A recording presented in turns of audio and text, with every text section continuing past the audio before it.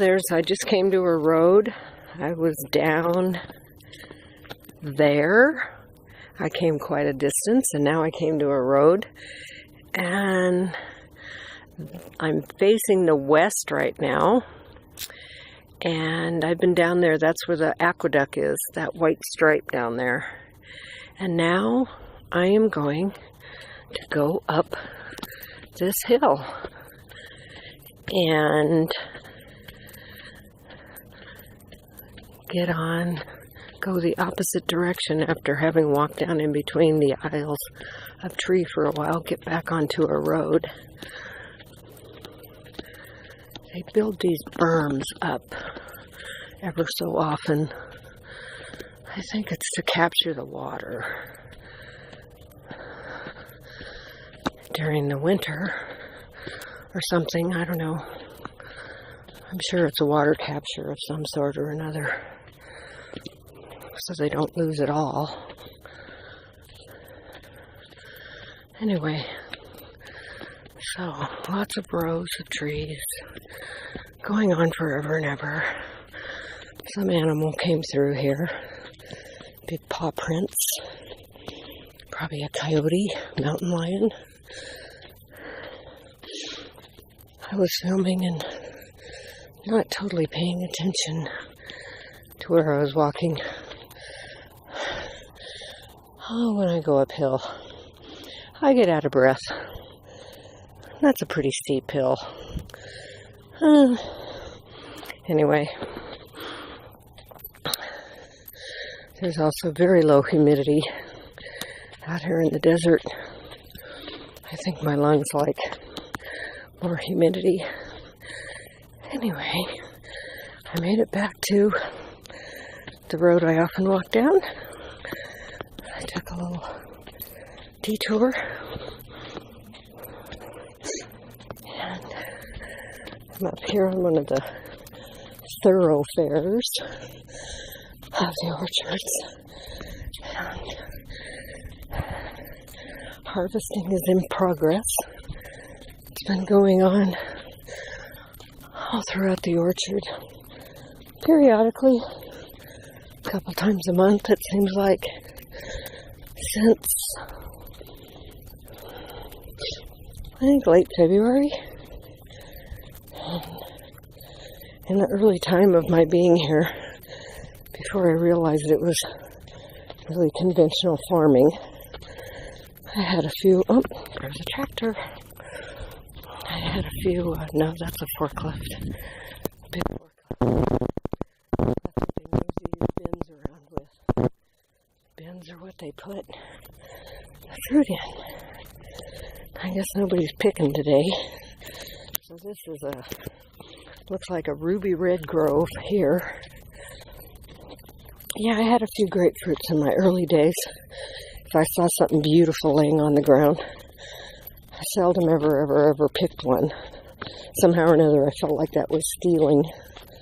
But if it was on the ground, and sometimes they would just fall on the ground right in front of my eyes, I go, okay, that one's meant for me.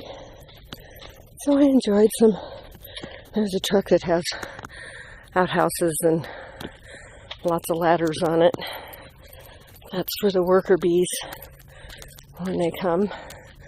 So they're either waiting to pick this up and move it out. I saw this come in a few days ago. I was walking on the road and either this one or one like it came in. So maybe they're getting everything prepared.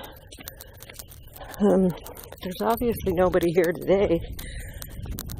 And I have no idea how they choose what days to work. But I'm glad it's not today, because then I don't have to breathe the diesel fuel coming out of the forklift or anything. I never go where they're picking anyway. A little too much racket and chaos and stuff going on. So anyway, I say that word too much. I gotta cut it out. The word anyway. Not completely, but so Here's the orchard. There's the aqueduct down there. There's more and more bins for the grapefruit to go in. I did kind of come up with something. Here in the conventional, what I call conventional, I'm just guessing all this. I don't know for sure. But what I call conventional, all of these bins, almost every one of them says BBC on it. So I'm going to say that's some kind of citrus company. And then in the areas that I've been guessing are more like organic because they're very overgrown. They smell completely different. Everything about them is different. I noticed that there's different bins. The bins have different names on them. Wonderful Citrus, I think was one of the names. That's an interesting name for a company, huh? Wonderful. I got a feeling it makes me think of when people from China come to America, they use words like that, like wonderful or lucky or whatever when they name their companies. Anyway, then there was two other ones, something that sounded like, I don't know what it was. I want to say De Palma, but I know that's not right. But it was a contracted word, name like that.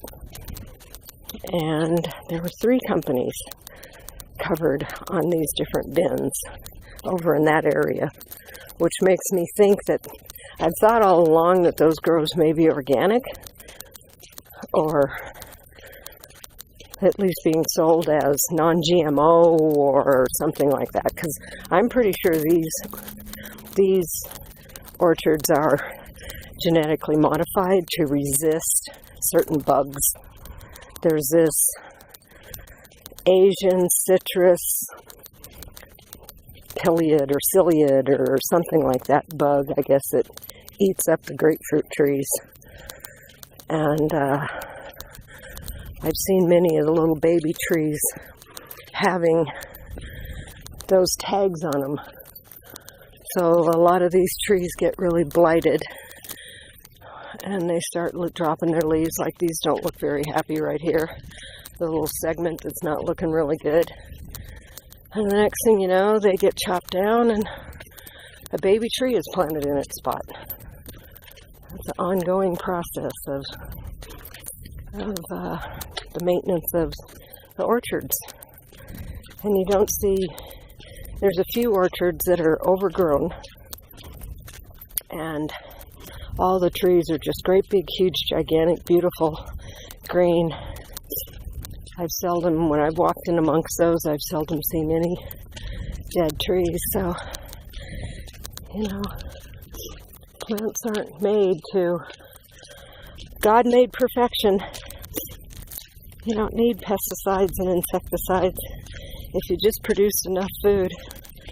I think if every country would find what would grow there, there's been many civilizations throughout the world and that have taken fallow land and turned it around and grown beautiful gardens, because that's the way Mother Nature works. When it's nurtured and cared for, it will produce for you, no matter where you are. I'm not sure about the Sahara Desert, but I think the Sahara Desert was also once a beautiful place. And think about,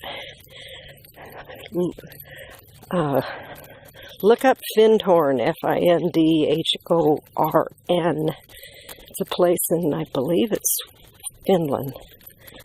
And they took a dreary, cold, dark coast along the ocean and turned it into the most beautiful place, growing all sorts of food and flowers and all of that. And they did it with like positive thinking and talking to the plants and all sorts of stuff. It was founded, I think, in the 60s.